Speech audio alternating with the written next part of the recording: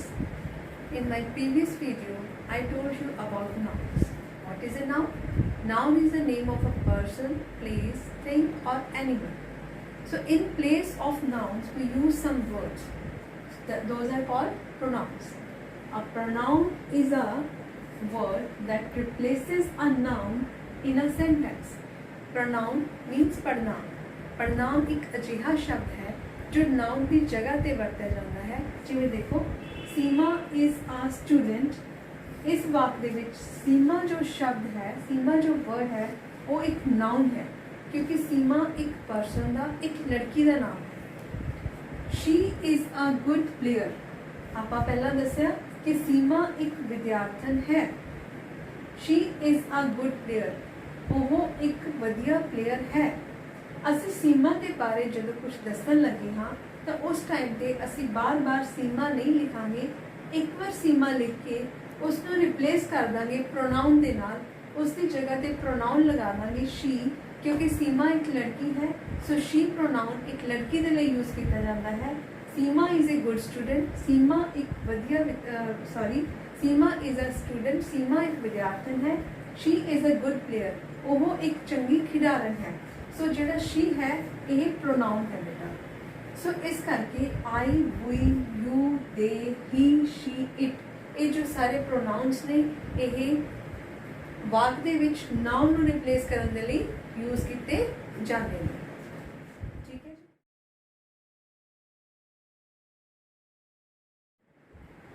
So yes students, I told you that there are pronouns like I, we, you, they, he, she, it.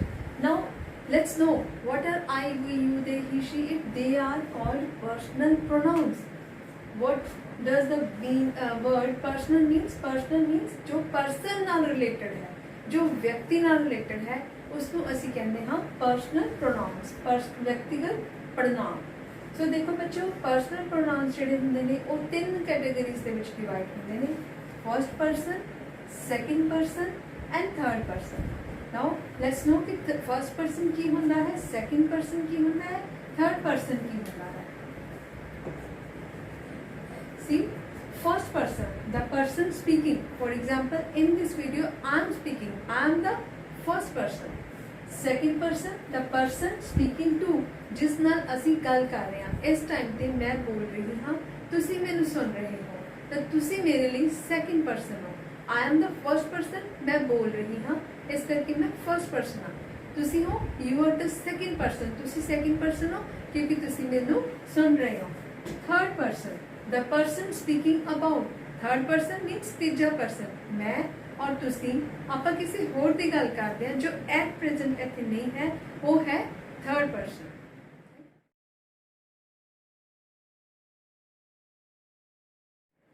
So my dear students, जो personal pronouns होंदे ने उन्हां नूं आपां first person, second person और third person दे विच divide कर लिया सी कि first person the person speaking to, second person the first person the person speaking, second person the person speaking to, and third person the person speaking about. So let's categorize them in this chart. मैं आप ਤੁਹਾਡੇ ਲਈ ਇੱਕ chart ਬਣਾਇਆ ਹੈ. ਇਹਨੂੰ ਤੁਸੀਂ ਸਮਝੋ ਧਿਆਨ ਨਾਲ ਕਿੱਦਾਂ ਤੁਸੀਂ ਆਪਣੇ ਸੈਂਟੈਂਸਸ ਦੇ ਵਿੱਚ ਇਹਨਾਂ ਪ੍ਰੋਨਾਉਂਸ ਨੂੰ ਯੂਜ਼ ਕਰਨਾ ਹੈ. ਸੋ ਦੇਖੋ ਬੇਟਾ, ਫਰਸਟ ਪਰਸਨ ਦੀ ਜਦੋਂ ਅਸੀਂ ਗੱਲ ਕਰਦੇ ਹਾਂ, ਸਾਡਾ ਫਰਸਟ ਪਰਸਨ ਸਿਰਫ ਸਬਜੈਕਟ ਉੱਪਰ ਆ ਕੇ ਨਹੀਂ ਰੁਕ ਜਾਂਦਾ ਕਿ ਆਈ, ਵੀ, ਯੂ, ਦੇ, ਹੀ, ਸ਼ੀ, ਇਟ ਸਿਰਫ ਇਹੀ ਪ੍ਰੋਨਾਉਂਸ ਹੁੰਦੇ ਨੇ. नो बच्चे, इस इन्हां प्रोनाउंस का सब्जैक्ट पार्ट भी होंदा है, ऑब्जेक्ट पार्ट भी होंदा है, पॉजेसिव पार्ट भी होंदा है ते रिफ्लेक्सिव पार्ट भी होंदा है. So look at this. ਜਦੋਂ ਅਸੀਂ ਗੱਲ ਕਰਦੇ ਹਾਂ ਪਰਸਨਲ ਪ੍ਰੋਨਾउंस ਦੀ, ਇਹਨਾਂ ਨੂੰ ਅਸੀਂ ਫਰਸਟ ਪਰਸਨ, ਸੈਕਿੰਡ ਪਰਸਨ ਔਰ ਥਰਡ ਪਰਸਨ 3 ਹਿੱਸਿਆਂ ਵਿੱਚ ਵੰਡ ਦਿੱਤਾ. ਇਹ ਵੀ ਅੱਗੋਂ 2-2 ਹਿੱਸਿਆਂ ਵਿੱਚ ਵੰਡੇ ਜਾਂਦੇ ਨੇ. ਇੱਕ ਹਿੱਸਾ ਹੁੰਦਾ ਸਿੰਗੂਲਰ. ਸਿੰਗੂਲਰ ਮੀਨਸ ਇੱਕ ਵਚਨ. ਇੱਕ ਹੁੰਦਾ ਪਲੂਰਲ. Plural means ਬਹੁਵਚਨ. फिर सैकेंड पर्सन है, उवें थर्ड पर्सन है. सो जो तुसी सब्जेक्ट की गल करते हैं, सब्जेक्ट की होंदा बेटा? सब्जेक्ट होंदा करता, जो काम करन वाला है. For example I am teaching. इत्थे काम करन वाला कौन है? मैं हाँ, आई हाँ, जो पढ़ा रहा है. आई एम टीचिंग यू, मैं तुहानू पढ़ा रही हाँ, तो तुसी मेरे लिए सैकेंड पर्सन हो. सो ਉਹਦਾ ਜਿਹੜਾ ਸਬਜੈਕਟ ਵਾਲਾ ਹਿੱਸਾ ਹੈ ਤੁਸੀਂ ਆਬਜੈਕਟ ਬਣ ਜਾਂਦੇ ਹੋ ਤਾਂ ਤੁਸੀਂ ਇਸ ਕੈਟਾਗਰੀ ਵਿੱਚ ਆ ਜਾਂਦੇ ਹੋ। ਜਿਹੜਾ ਕੰਮ ਕਰਨ ਵਾਲਾ ਹੈ ਉਹ ਇਸ ਕੈਟਾਗਰੀ ਵਿੱਚ ਹੈ ਜਿਹਨੂੰ ਅਸੀਂ ਫਸਟ ਪਰਸਨ ਚ ਆਈ ਲੈਂਦੇ ਹਾਂ, ਜਿਸ ਦਾ ਮਤਲਬ ਹੁੰਦਾ ਹੈ ਮੈਂ। ਠੀਕ ਹੈ ਬੱਚਿਓ। ਫਿਰ ਆ ਜਾਂਦਾ we ਮੀਨਸ ਅਸੀਂ। ਜਦੋਂ ਅਸੀਂ ਪਲੂਰਲ ਦੀ ਗੱਲ ਕਰਦੇ ਹਾਂ ਬਹੁਵਚਨ ਦੀ, ਇਹ ਵੀ ਫਸਟ ਪਰਸਨ 'ਚ ਹੈ, ਮੈਂ ਗੱਲ ਕਰ ਰਹੀ ਹਾਂ ਤਾਂ ਆਈ ਹੈ। ਜਦੋਂ ਅਸੀਂ ਦੋ ਜਣੇ ਗੱਲ ਕਰ ਰਹੇ ਹਾਂ ਤਾਂ ਅਸੀਂ ਬਣ ਜਾਂਦੇ ਹਾਂ, ਜਿਹਨੂੰ ਅਸੀਂ ਕਹਿੰਦੇ ਹਾਂ we you ਤੂੰ ਵੀ ਹੁੰਦਾ ਹੈ ਤੇ you ਤੁਸੀਂ ਵੀ ਹੁੰਦਾ ਹੈ। ਇੱਕ ਵਚਨ ਦੇ ਲਈ ਅਸੀਂ ਜਿਹੜਾ ਹੈ ਤੂੰ ਤੇ ਤੁਸੀਂ ਯੂਜ਼ ਕਰ ਸਕਦੇ ਹਾਂ, ਤੇ ਜਾਂ ਫਿਰ ਬਹੁਵਚਨ ਦੇ ਲਈ ਅਸੀਂ ਤੁਸੀਂ ਯੂਜ਼ ਕਰ ਸਕਦੇ ਹਾਂ। ਥਰਡ ਪਰਸਨ ਦੇ ਵਿੱਚ ਬੇਟਾ ਸਿੰਗੂਲਰ। ਥਰਡ ਪਰਸਨ ਕੀ ਹੁੰਦਾ ਹੈ? ਦ ਪਰਸਨ ਸਪੀਕਿੰਗ ਅਬਾਊਟ, ਜਿਸ ਪਰਸਨ ਦੀ ਅਸੀਂ ਗੱਲ ਕਰ ਰਹੇ ਹਾਂ, ਜਿਵੇਂ ਕਿ ਹੀ ਉਹ, ਸ਼ੀ ਵੀ ਉਹ। ਇਹਨਾਂ ਦੋਵਾਂ ਦਾ ਮਤਲਬ ਉਹ ਹੁੰਦਾ ਹੈ ਪੰਜਾਬੀ ਵਿੱਚ, ਪਰ ਹੀ ਇੱਕ ਮੁੰਡੇ ਲਈ ਵਰਤਿਆ ਜਾਂਦਾ ਹੈ, ਸ਼ੀ ਇੱਕ ਕੁੜੀ ਲਈ ਵਰਤਿਆ ਜਾਂਦਾ ਹੈ, ਔਰ ਜੋ ਇਟ ਹੈ ਇਸ ਦਾ ਮਤਲਬ ਹੈ ਇਹ। ਠੀਕ ਹੈ ਬੱਚਿਓ। ਉਸ ਤੋਂ ਬਾਅਦ ਸਾਡੇ ਕੋਲ ਥਰਡ ਪਰਸਨ ਦਾ ਪਲੂਰਲ ਹਿੱਸਾ ਕੀ ਹੈ? ਦੇ ਦਾ ਮਤਲਬ ਵੀ ਹੁੰਦਾ ਹੈ ਉਹ, ਔਰ ਜੋ ਉਹ ਦੇ ਹੈ ਇਹ ਬਹੁਵਚਨ ਲਈ ਵਰਤਿਆ ਜਾਂਦਾ ਹੈ।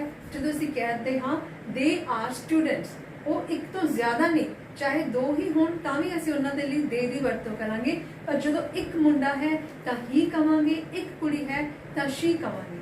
ਫਿਰ ਹਿੱਸਾ ਆ ਜਾਂਦਾ ਸਾਡਾ ਆਬਜੈਕਟ ਦਾ। ਤੁਹਾਨੂੰ ਮੈਂ ਦੱਸਿਆ ਸੀ ਕਿ ਇੱਕ ਸੈਂਟੈਂਸ ਦੇ ਵਿੱਚ ਪਹਿਲਾਂ ਸਬਜੈਕਟ ਹੁੰਦਾ ਹੈ ਔਰ ਐਂਡ ਤੇ ਆਬਜੈਕਟ ਹੁੰਦਾ ਹੈ। ਜਿਸ ਚੀਜ਼ ਦੇ ਉੱਪਰ, ਜਿਸ ਪ੍ਰੋਨਾਉਨ ਦੇ ਉੱਪਰ ਕਰਤਾ ਦਾ ਪ੍ਰਭਾਵ ਪੈ ਰਿਹਾ ਹੈ ਉਹ ਆਬਜੈਕਟ ਹੈ। ਜਿਵੇਂ ਮੈਂ ਤੁਹਾਨੂੰ ਦੱਸਿਆ ਆਈ ਐਮ ਟੀਚਿੰਗ ਯੂ, ਮੈਂ ਪੜ੍ਹਾ ਰਹੀ ਹਾਂ। ਠੀਕ ਹੈ। ਮੈਂ ਕਿਸ ਨੂੰ ਪੜ੍ਹਾ ਰਹੀ ਹਾਂ? ਮੈਂ ਤੁਹਾਨੂੰ ਪੜ੍ਹਾ ਰਹੀ ਹਾਂ। ਤੁਸੀਂ ਮੇਰੇ ਲਈ ਆਬਜੈਕਟ ਹੋ। ਸੋ ਆਬਜੈਕਟ ਉਹ ਹਿੱਸਾ ਹੈ ਜਿਸ ਦੇ ਉੱਪਰ ਕੰਮ ਦਾ ਪ੍ਰਭਾਵ ਪੈਂਦਾ ਹੈ। ਜਿਵੇਂ ਫਸਟ ਹੈ ਜੀ ਮੀ ਮਤਲਬ ਮੈਨੂੰ, ਅਸ ਮਤਲਬ ਸਾਨੂੰ, ਅਸ ਸਾਨੂੰ। ਜਦੋਂ ਅਸੀਂ ਪਲੂਰਲ ਦੇ ਵਿੱਚ ਲੈਂਦੇ ਹਾਂ ਆਈ ਦਾ ਮੀ, ਵੀ ਦਾ ਅਸ, ਯੂ ਤੈਨੂੰ, ਤੁਹਾਨੂੰ। ਸਿੰਗੂਲਰ ਦੇ ਵਿੱਚ ਵੀ ਅਸੀਂ ਤੁਹਾਨੂੰ ਵਰਤ ਲੈਂਦੇ ਹਾਂ ਜਦੋਂ ਅਸੀਂ ਵੱਡਿਆਂ ਨੂੰ ਬੁਲਾਉਂਦੇ ਹਾਂ। ਹਿਮ ਹੁੰਦਾ ਹੈ ਉਸ ਮੁੰਡੇ ਨੂੰ, ਹਰ ਹੁੰਦਾ ਹੈ ਉਸ ਕੁੜੀ ਨੂੰ। ਦੋਨਾਂ ਦੇ ਲਈ ਅਸੀਂ ਵਰਤਦੇ ਹਾਂ ਉਸ ਨੂੰ। ਇਟ ਹੁੰਦਾ ਜੀ ਇਸ ਨੂੰ। them ਹੁੰਦਾ ਇੱਕ ਤੋਂ ਜ਼ਿਆਦਾ ਦੇ ਲਈ ਉਹਨਾਂ ਨੂੰ। alright, so then comes possessive ਕੀ ਹੁੰਦਾ ਬੇਟਾ? possessive ਹੁੰਦਾ ਮਲਕੀਅਤ। this is my chalk, ਇਹ ਮੇਰਾ ਚੌਕ ਹੈ। this is your chalk, ਇਹ ਤੁਹਾਡਾ ਚੌਕ ਹੈ। ਸੋ ਜਦੋਂ ਅਸੀਂ ਮੇਰਾ, ਤੁਹਾਡਾ, ਸਾਡਾ ਜਾਂ ਉਸ ਦਾ ਦੱਸਣਾ ਹੁੰਦਾ ਹੈ ਉਹ ਹੁੰਦਾ ਹੈ possessive case। ਜਿਵੇਂ ਕਿ my means ਮੇਰਾ, our means ਸਾਡਾ। ਮੈਂ ਤੁਹਾਡੀ ਸੁਵਿਧਾ ਦੇ ਲਈ ਬੱਚੇ ਨਾਲ ਪੰਜਾਬੀ ਵਿੱਚ ਦੱਸ ਰਹੀ ਹਾਂ ਤਾਂ ਕਿ ਤੁਹਾਨੂੰ ਕਨਫਿਊਜ਼ਨ ਨਾ ਹੋਵੇ ਸੈਂਟੈਂਸਸ ਬਣਾਉਂਦੇ ਹੋਏ। your means ਤੁਹਾਡਾ, ਜਾਂ ਤੇਰਾ ਵੀ ਆਪਾਂ ਕਹਿ ਦਿੰਦੇ ਹਾਂ ਬੇਟਾ। ਤੇ ਤੁਹਾਡਾ ਜਦੋਂ ਅਸੀਂ ਪਲੂਰਲ ਲਈ ਵਰਤਣਾ ਹੈ your, ਉਸ ਟਾਈਮ ਤੇ ਅਸੀਂ ਤੁਹਾਡਾ ਹੀ ਵਰਤਦੇ ਹਾਂ। his ਔਰ her, his ਮੁੰਡੇ ਦੇ ਲਈ, ਹਰ ਕੁੜੀ ਦੇ ਲਈ। ਉਸ ਦਾ, ਇਹਦਾ ਮਤਲਬ ਹੈ ਉਸ ਦਾ, ਮਤਲਬ ਕਿਸੇ ਚੀਜ਼ ਦਾ, ਕਿਸੇ ਮੁੰਡੇ ਦਾ, ਕਿਸੇ ਮੁੰਡੇ ਦੀ ਕੋਈ ਕਾਪੀ ਹੈ, ਕਿਸੇ ਕੁੜੀ ਦੀ ਕੋਈ ਕਾਪੀ ਹੈ ਤਾਂ ਉਸ ਦੇ ਲਈ ਅਸੀਂ his ਔਰ her ਦੀ ਵਰਤੋਂ ਕਰਦੇ ਹਾਂ। ਇਟਸ ਜੋ ਹੈ ਉਹ ਇਸ ਦਾ ਬੋਲਿਆ ਜਾਂਦਾ ਹੈ। देयर मतलब ਉਹਨਾਂ ਦਾ। ਜਦੋਂ ਇੱਕ ਤੋਂ ਜ਼ਿਆਦਾ ਲੋਕਾਂ ਦੀ ਕੋਈ ਚੀਜ਼ ਹੈ ਉਸ ਦੇ ਲਈ ਅਸੀਂ ਵਰਤਦੇ ਹਾਂ ਉਹਨਾਂ ਦਾ। ਨੈਕਸਟ ਬੱਚੇ ਰਿਫਲੈਕਸਿਵ ਨੂੰ ਐਮਫੈਟਿਕ ਵੀ ਬੋਲ ਦਿੱਤਾ ਜਾਂਦਾ ਹੈ ਕਿਉਂਕਿ ਇਹ ਦੋਨੋਂ ਤਰ੍ਹਾਂ ਹੀ ਯੂਜ਼ ਹੁੰਦਾ ਹੈ। ਰਿਫਲੈਕਸਿਵ ਜਿਹੜਾ ਵਰਡ ਹੈ ਇਹ ਰਿਫਲੈਕਸ਼ਨ ਤੋਂ ਬਣਿਆ ਹੈ। ਰਿਫਲੈਕਸ਼ਨ ਮੀਨਸ ਪਰਛਾਵਾਂ। ਐਮਫੈਟਿਕ ਮਤਲਬ ਕਿਸੇ ਤੇ ਦਬਾਅ ਪਾਉਣਾ, ਪ੍ਰੈਸ਼ਰ ਪਾਉਣਾ। ਜਿਵੇਂ ਦੇਖੋ ਰਿਫਲੈਕਸਿਵ ਦੀ ਮੈਂ ਗੱਲ ਕਰਦੀ ਹਾਂ, ਪਰਛਾਵੇਂ ਦੀ ਗੱਲ ਕਰਦੀ ਹਾਂ। ਕੋਈ ਕੰਮ, ਮੇਰੀ ਉਂਗਲ ਕੱਟੀ ਗਈ ਕਿਉਂਕਿ ਮੈਂ ਚਾਕੂ ਨਾਲ ਕੁਝ ਕਰ ਰਹੀ ਸੀ ਤਾਂ ਮੈਂ ਕਹੂੰਗੀ I cut my finger with a knife myself. ਮੈਂ ਆਪਣੀ ਫਿੰਗਰ ਆਪਣੇ ਆਪ ਕੱਟ ਲਈ, ਮਤਲਬ ਕਿਸੇ ਨੇ ਹੋਰ ਨਹੀਂ ਕੱਟੀ, ਮੇਰੇ ਤੋਂ ਕੱਟੀ ਗਈ ਗਲਤੀ ਨਾਲ। ਤਾਂ ਮਾਈ ਸੈਲਫ ਹੈ ਕਿ ਮੈਂ ਆਪਣੇ ਆਪ। ਮਾਈ ਸੈਲਫ ਮੀਨਸ ਮੈਂ ਆਪਣੇ ਆਪ। ourselves means ਅਸੀਂ ਆਪਣੇ ਆਪ। yourself ਇੱਕ ਗੱਲ ਧਿਆਨ ਚ ਰੱਖਿਓ ਬੱਚੇ, ਇੱਥੇ ਮੈਂ ਸੈਲਫ ਦੀ ਵਰਤੋਂ ਕੀਤੀ ਹੈ, ਇੱਥੇ ਸੈਲਫਸ ਦੀ ਵਰਤੋਂ ਕੀਤੀ ਹੈ। ਜਦੋਂ ਮੈਂ ਸਿੰਗੂਲਰ ਫਾਰਮ ਦੇ ਵਿੱਚ ਲੈ ਰਹੀ ਹਾਂ ਤਾਂ ਉਸ ਟਾਈਮ ਤੇ ਮੈਂ ਸੈਲਫ ਵਰਤ ਰਹੀ ਹਾਂ, ਔਰ ਜਦੋਂ ਮੇਰੇ ਕੋਲ ਪਲੂਰਲ ਫਾਰਮ ਆ ਜਾਂਦੀ ਹੈ at that time I am using selves selves means we are talking about plural pronoun। So your self means ਤੂੰ ਆਪਣੇ ਆਪ ਜਾਂ ਤੁਸੀਂ ਆਪਣੇ ਆਪ। ਯੋਰ ਸੈਲਫ ਮੀਨਸ ਇੱਕ ਤੋਂ ਜ਼ਿਆਦਾ ਤੁਸੀਂ ਹੋ ਤਾਂ ਮਤਲਬ ਉਹਦੇ ਲਈ ਤੁਸੀਂ ਆਪਣੇ ਆਪ। ਹਿਮਸੈਲਫ ਉਸ ਮੁੰਡੇ ਨੇ ਆਪਣੇ ਆਪ। ਹਰ ਸੈਲਫ ਉਸ ਕੁੜੀ ਨੇ ਆਪਣੇ ਆਪ। ਇਟ ਸੈਲਫ ਇਸ ਨੇ ਆਪਣੇ ਆਪ। ਦੈਮ ਸੈਲਫਸ ਉਹਨਾਂ ਨੇ ਆਪਣੇ ਆਪ। ਸੋ ਪਿਆਰੇ ਬੱਚਿਓ मैं ਤੁਹਾਨੂੰ ਕੁਝ ਸੈਕਿੰਡਸ ਦਿੰਦੀ ਹਾਂ, ਤੁਸੀਂ ਇਸ ਨੂੰ ਅੱਛੀ ਤਰ੍ਹਾਂ ਨੋਟ ਕਰ ਲਓ, ਦੇਖ ਲਓ ਔਰ ਸਮਝ ਲਓ। ਆਈ ਹੋਪ ਕਿ ਤੁਹਾਨੂੰ ਸਾਰਿਆਂ ਨੂੰ ਸਮਝ ਆਇਆ ਹੋਣਾ ਔਰ ਮੇਰੀਆਂ ਵੀਡੀਓਜ਼ ਨੂੰ ਇਸੇ ਤਰੀਕੇ ਨਾਲ ਦੇਖਦੇ ਰਹੋ। ਐਂਡ ਆਈ ਫੀਲ ਪ੍ਰਾਊਡ ਕਿ ਮੈਂ ਤੁਹਾਨੂੰ ਪੜ੍ਹਾ ਰਹੀ ਹਾਂ, ਮੈਨੂੰ ਖੁਸ਼ੀ ਹੋ ਰਹੀ ਹੈ ਕਿ ਤੁਸੀਂ ਇਸ ਤੋਂ ਕੁਝ ਨਾ ਕੁਝ ਸਿੱਖੋਗੇ। So all the best my dear students, take care, have a nice day.